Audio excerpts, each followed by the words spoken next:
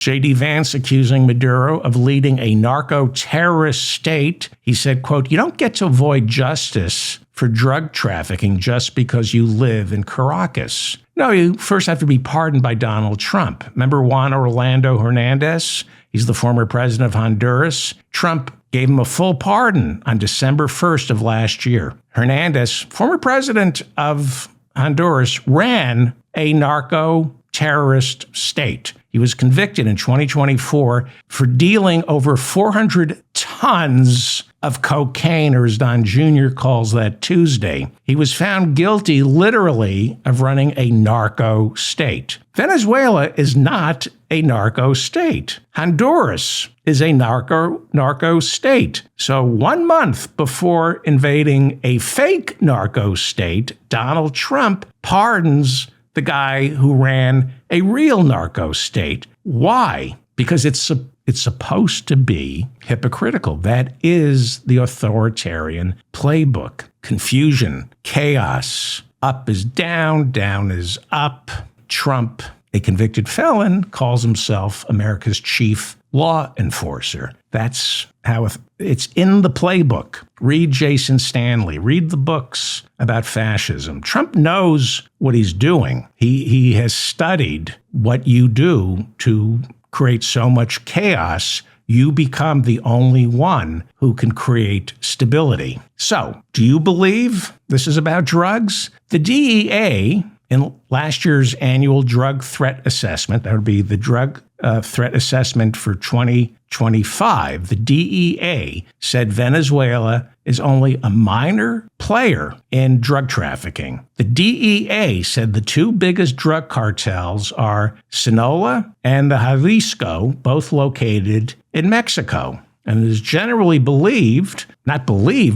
that Venezuela only serves as a hub for cocaine distribution, but not for the cocaine coming to America, for the cocaine going to Europe. The cocaine doesn't get manufactured in Venezuela, and they have nothing to do with fentanyl. Nothing. Even Laura Loomer. Now, you know who Laura Loomer is. She's the QAnon conspiracist who has Trump's ear. And she's gotten plenty of White House staffers fired this year because they don't pass her Trump loyalty test. And she, Laura Loomer, is now a credentialed Pentagon reporter. She has the desk in the Pentagon occupied by the Washington Post. I'm not making this up.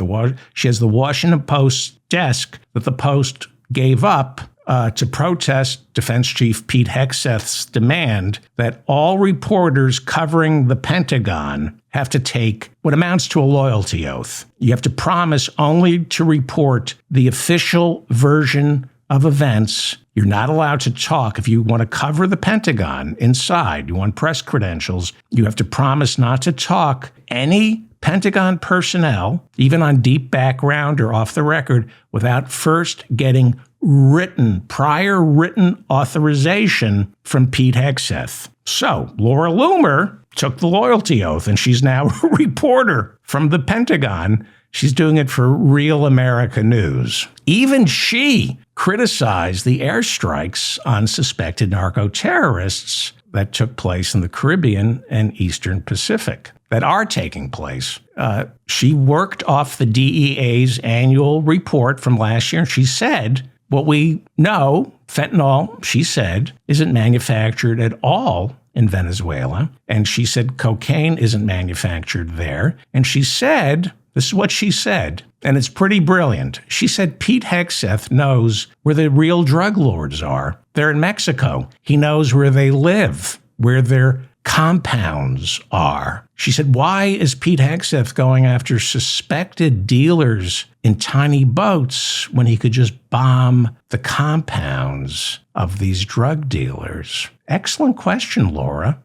Also indicted on January 3rd, after Maduro was apprehended, Maduro's wife, Celia Flores, was indicted, and their son, Nicolas Ernesto Maduro Guerra. So they've indicted Maduro, his wife, and their son, Nicolas Ernesto. So now our government is going after the mom and pop narco-terrorists. That's what we're doing. The Jalisco and Sinaloa cartels in Mexico, they get bigger and bigger as our government puts the mom and pop narco-terrorists out of business. It's so hard these days to run a small mom and pop narco terrorism ring. According to the New York Times, prosecutors in this new indictment, they say that Maduro entered Venezuelan politics and he tarnished every public office and official he ever had contact with. Sounds like somebody Trump would like. Legal scholars are questioning whether Maduro can even be tried in the United States because of the Pentagon's operation. His arrest was a violation of international law. It was an extrajudicial arrest. So will it hold up in court? The Fourth Amendment forbids illegal search and seizures. We all know if the cops kick open your door and they don't have a warrant, well, it used to be this way up until last year.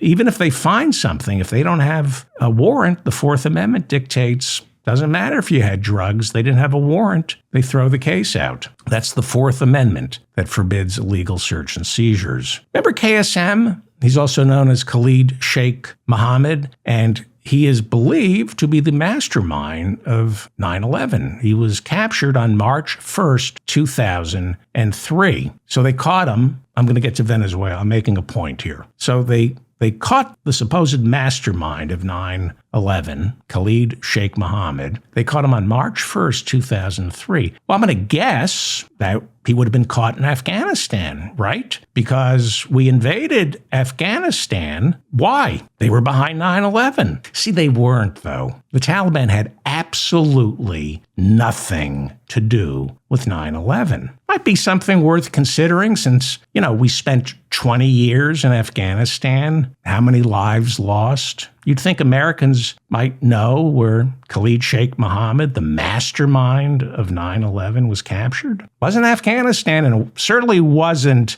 Iraq. It was Pakistan. It was caught in Pakistan. The CIA, working with Pakistan's intelligence service, tracked Khalid Sheikh Mohammed down in March of 2003. Pakistan, and they didn't really have to track him down. Pakistan knew where he was. A lot of Al-Qaeda in the Pakistani military at the time of 9/11. Well, what about Osama bin Laden, right? He was caught in 2011. Well, was he caught in Iraq? Was he caught in Afghanistan? No. Pakistan. Abbottabad. Pakistan. But that's another war based on a lie that I've been over countless times with you. Iraq and Afghanistan had nothing to do with 9/11. Nothing. But how many hundreds and hundreds of thousands of lives lost? Our military coming home, soldiers destroyed. How many trillions did we spend to fight